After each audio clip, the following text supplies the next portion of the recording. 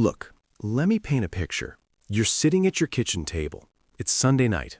You've got a decent job, maybe even a good salary. On paper, everything looks fine, but somehow your savings account feels lighter than it should. Retirement feels far away, and there's this quiet anxiety you can't fully explain. Here's the thing. Most people in America think salary is the main driver of wealth. It's not. Now you might be wondering, wait, how can salary not matter? Don't rich people just earn more? That sounds logical, but this is what most people don't understand. Income determines how you live today. Decisions determine how wealthy you become tomorrow. According to data from the Federal Reserve, nearly 40% of Americans earning over $100,000 a year still live paycheck to paycheck. Let that sink in for a second. Six-figure income, still stressed, still trapped. This is where it gets really interesting, because if salary were the main factor, that wouldn't be happening. Today, we're going to talk about 5 life decisions that matter more than salary for long-term wealth. These decisions quietly shape your financial future, whether you realize it or not. And the scary part? Most people make these decisions by accident. Decision number 1, who you choose as your life partner. Look, love matters. Of course it does. But money stress is the #1 cause of divorce in the United States, according to multiple studies from the American Psychological Association. Here's a simple analogy even a kid can understand. Imagine 2 people rowing a boat. If both row in the same direction, the boat moves fast, even if they're not very strong. If they row in opposite directions, the boat goes in circles or sinks. Now apply that to money. It's not about marrying someone rich. It's about marrying someone who thinks about money the same way you do. This is what most people don't understand. 1 saver plus 1 spender equals constant financial tension. 1 long-term thinker plus 1 live-for-today thinker equals wealth sabotage. A study from Utah State University found that couples who openly discuss money and share financial values are significantly more likely to build wealth, regardless of income. Real-life story. I once met 2 engineers. Same age, same salary. One married someone who viewed money as a tool for freedom. The other married someone who viewed money as something to enjoy immediately. 10 years later, couple A owned a home, had investments, and low stress. Couple B had lifestyle upgrades, credit card debt, and constant anxiety. Same income, different decision.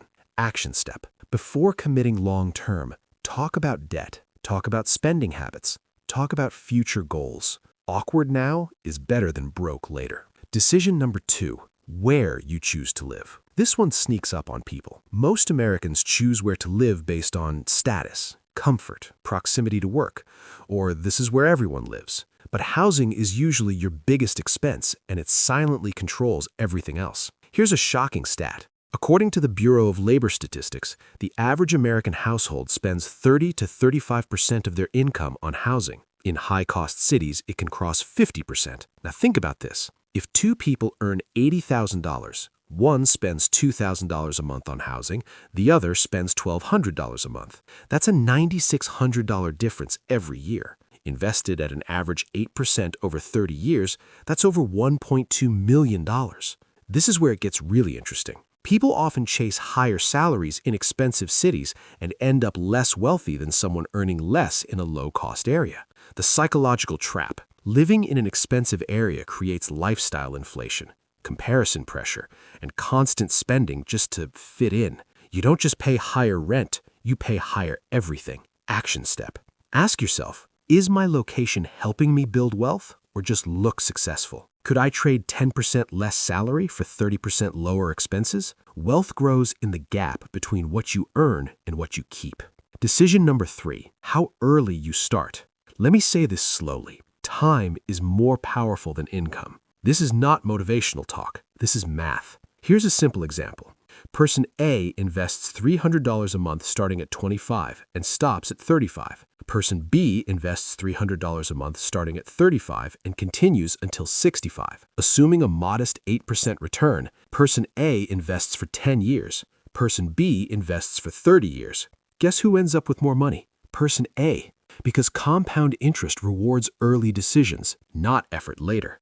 Albert Einstein allegedly called compound interest the 8th wonder of the world. And honestly, he wasn't wrong. This is what most people don't understand. You can't catch up easily later. High income doesn't fix lost time. Delay is extremely expensive. Psychological barrier. Young people say, I'll start later when I earn more. Older people say, I wish I started earlier. Same story, different age. Action step. Start with automatic investing. Even small amounts. Consistency over perfection. Starting ugly beats starting late. Decision number 4. Your relationship with lifestyle inflation. This one hurts. Every time your income increases, your lifestyle quietly follows. Bigger house, better car, more subscriptions, more convenience, and suddenly you're earning more but saving the same. According to research from the Federal Reserve, most Americans increase spending almost dollar for dollar with income increases.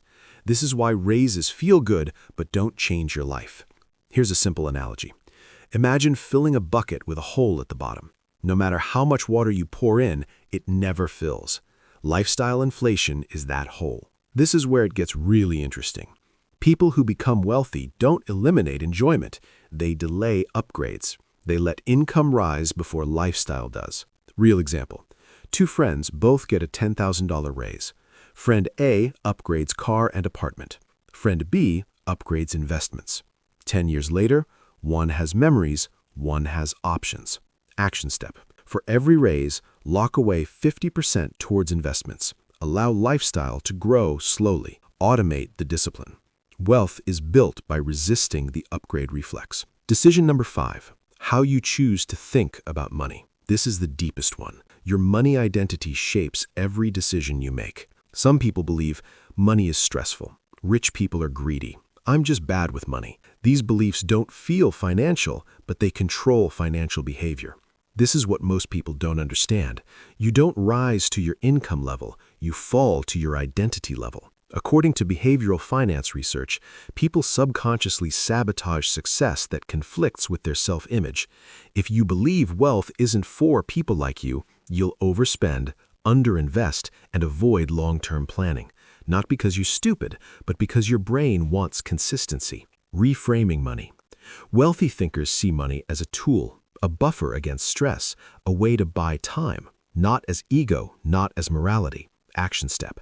Change the internal language from I can't afford it to I choose not to buy it. From I'm bad with money to I'm learning to manage money. From fear to strategy. Your thoughts quietly write your financial future.